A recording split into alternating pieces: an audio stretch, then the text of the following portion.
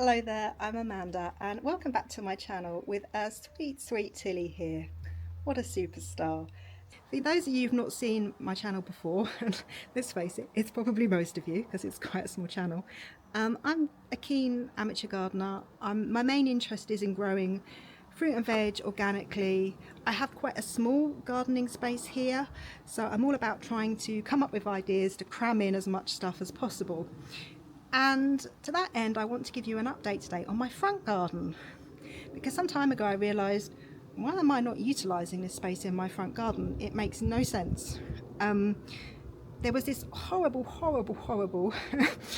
I wish I could say horrible more, it's really awful, that plant, conifer bush in my front garden, taking up all of the growing space, and yeah, just really ugly. And I realised that space there was quite warm. And I thought, well, why don't I try and use that to grow some warmth loving plants? Because my back garden through here, as lovely as it is quite shaded.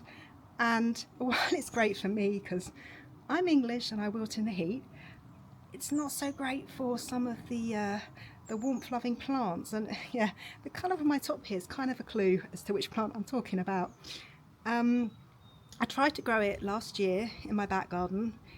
It was a really dull summer, very little light, and I had a very poor yield. I basically had them all in like pots. I was moving them around the garden whenever the sun came out to try and encourage them to fruit. Yeah, I think I didn't get any fruit until September. It was pretty poor.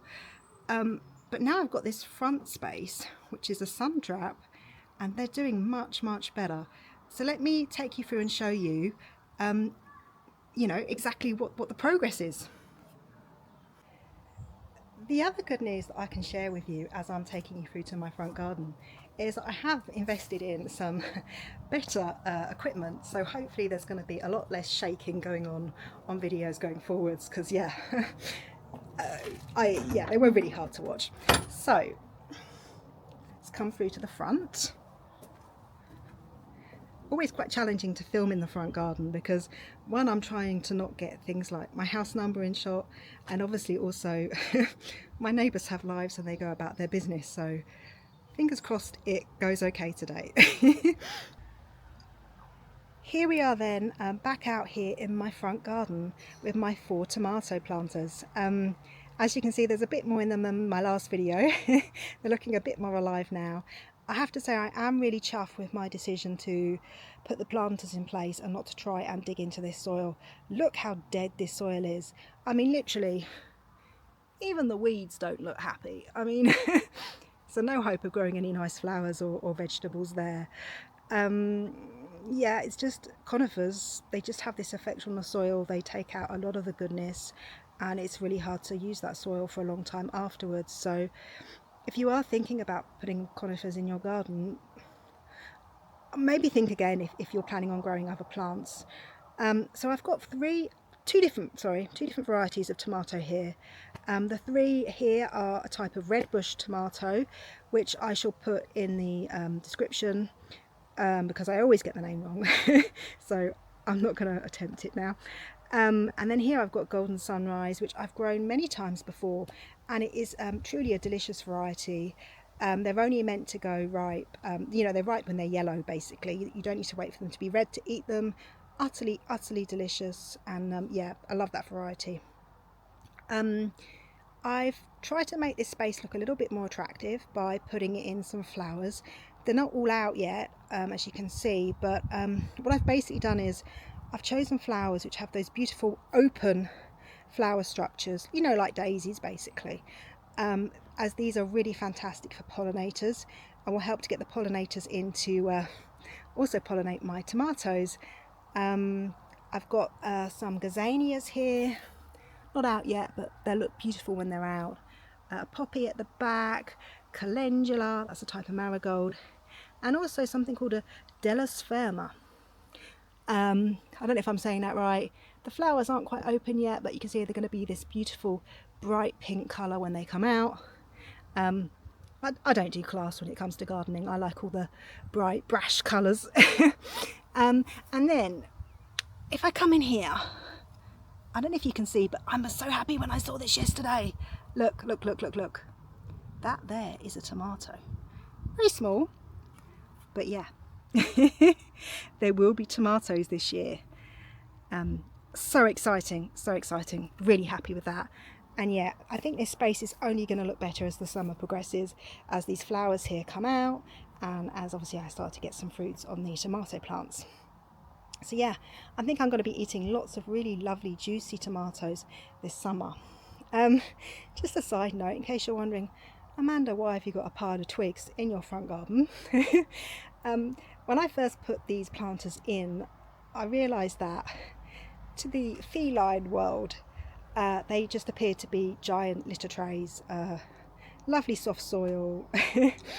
Yeah, just great. So to try and deter the cats, I just put a load of twigs on the planters, and you know, it worked. Very cheap and effective solution to the problem. That concludes my very quick video on my front garden update. I'm super chuffed with it. Do you know what? One of the things that makes me really happy is that when I used to park previously, when I came home from work or whatever, I see the conifer bush and I go, oh, that looks a state. Oh, I've got to sort that out. And internally, I just feel so much happier that I finally got it done. And I now have a super productive space, right? Like before, nothing was growing there apart from that thing. And now I've got, already in June, I've got unripe tomatoes on the plants. And that tells me that if I've got already in June, you know, that means that I'm not waiting until September this year for my first taste of homegrown tomatoes, which is so exciting, because if you've ever had a homegrown tomato, they taste so much better than anything you've ever buy in the shops. It does still look a teeny bit industrial. That's my only kind of criticism of it. I do think when the flowers come out, that will soften it up a bit. And I'm definitely going to share an update with you when it's in its full glory. So when all the fruits are on the tomatoes and all those flowers are out looking lovely, I'll post another quick update on that so you can see that. The final thing I wanted to say was, you know, you may not have a front garden and you might not think this is particularly relevant to you. But if, like myself, you don't have a particularly big growing space, it's a really good idea to try and think laterally about what you can grow where. Maybe there's spaces you're not utilising. I don't even know where I got the idea from to grow tomatoes in my front garden, but it's kind of, I'd say it's not a normal thing to do. Like most people's front gardens are just lawns, right? And yeah, I think sometimes it's just about thinking outside of the box and just going with it. And I hope that's given you some inspiration. I'd love to hear in the comments section if you've got any plans for what you'd like to do to your garden after seeing this video. And also I'd also like some feedback, if that's okay, on how you think the video equipment is in this video. So I recently upgraded. I'm hoping it's a little bit better, because I know the shake was really bad in some of my old videos. And yeah, I'd love to get some feedback on that, just to know if it's working or not, really. So thanks so much for watching, and until next time.